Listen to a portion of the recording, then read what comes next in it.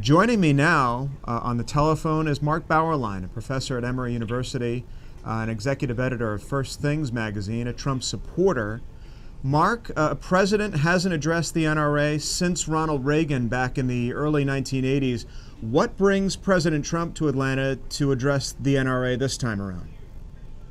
Probably what motivates politicians to do this kind of thing always. These are strong supporters. These are people who are going to back the president very powerfully throughout a lot of the ups and downs of politics in Washington, and they're going to do it because of this single issue support. President Trump, I remember a couple of speeches during the campaign where he talked about the fact that he owns a gun. Sometimes he carries it, sometimes he doesn't. He's not going to tell people whether he does or not, but the NRA loved it.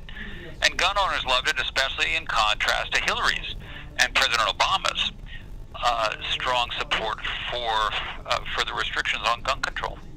And that's been one of the president's objectives in office is to keep that base of support close. In the nomination of Neil Gorsuch for the Supreme Court, folks are getting a little restless about the wall, but keeping supporters like the people here at the NRA convention and the Second Amendment folks close to him and reaffirming that kind of support. Well, this is the man who wrote The Art of the Deal, and during the campaign he promised his supporters a deal. I stand for this, I will do this, you support me. And they did come out and support him, and now it's time for Donald Trump to close the deal, to live up to his side. And that's I think what he's doing, and I think it's a very clear political calculation. I don't mean that in a bad way. I mean, this is what we elect politicians to do, to fulfill what they say they're going to do. And as we move into the future, I don't think it's quite as critical at this point that Donald Trump get it done with his supporters as it is he still fighting to get it done? And we acknowledge that there is resistance in Congress, in Washington, D.C., in the deep state, but if they feel like he is sincerely pushing, at least for now, I believe that support is secure. If you're just joining us on Facebook Live, we're being joined by Mark Bauerlein, a professor at Emory University, executive editor of First Things magazine.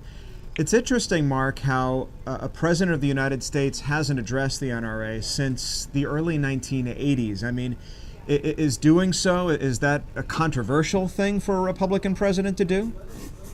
It has been since, I think, the 1980s, and that's probably because the culture, as dominated by a more liberal-oriented media from the New York Times through CNN, has become stronger on gun control and issued more stories about the necessity of gun control. And politicians pay attention to this. I mean, the Republican Party does care about what the New York Times says on its editorial page.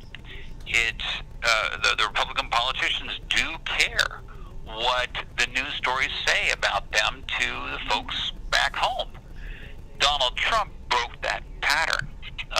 He is one who said, no, I don't care what the media says. In fact, I'm going to go after the media. And what he saw was that was a political winner.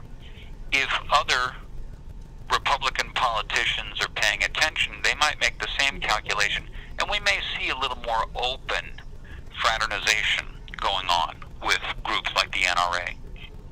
Mark Bauerlein is joining us, and watching along with us is Wayne LaPierre, the head of the NRA, takes the stage.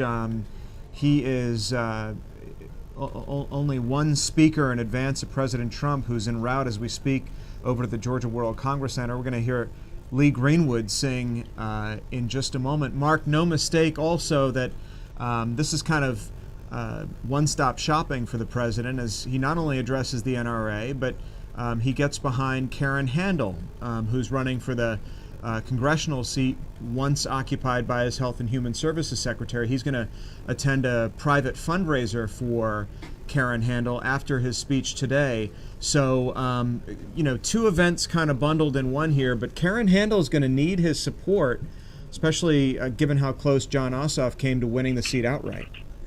And I think it's a gamble on President Trump's part, because in coming out and supporting Karen Handel so openly, he is making that election something of a test of his continued political strength. If he comes out and pushes Karen Handel and she does end up losing, a lot of other Republicans in Congress are going to look at that and say, I think President Trump's support is not quite as strong as I thought it was. I don't need to get on his agenda maybe so quickly as I thought I did before.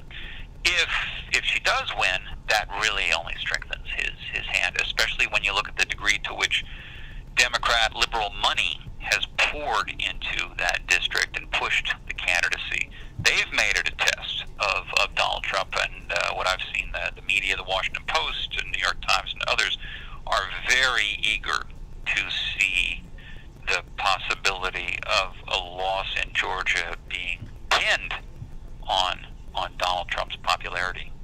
Talking with Mark Bauerlein, a professor at Emory University, executive editor of First Things magazine. Is that a fair marker? There was a congressional race, I believe, in Missouri, and one here. Is that a fair barometer to gauge the support of the president through these relatively small congressional races in these sporadic districts? Or, I mean, we know the media is going to run with them, but or are looking at the midterms a better barometer? Well, Tom, this is politics, so we have to put fair in quotation marks. And I would say it's fair if enough people think it's fair. I mean, if enough people believe that this is a fair marker, well, then it will be a fair marker. If enough people judge it that way, then that's the way it's going to be. I mean, politics is often not so much a matter of the concrete facts on the ground as what most people think are the facts on the ground, and that often steers votes, which is what the bottom line here. That steers votes as much as realities steer votes. We're waiting for Lee Greenwood, and as soon as he takes the stage, we're going to bring you that song, which has lasted through so many decades, became so popular during speaking of Ronald Reagan, the Reagan administration. So many people in that room just love Lee Greenwood and hearing him sing, and so as soon as he takes the stage, we're going to take that. Mark, thank you so much for joining us on Facebook Live. We appreciate your perspective and your insight. Glad to talk. So Wayne LaPierre is on the stage.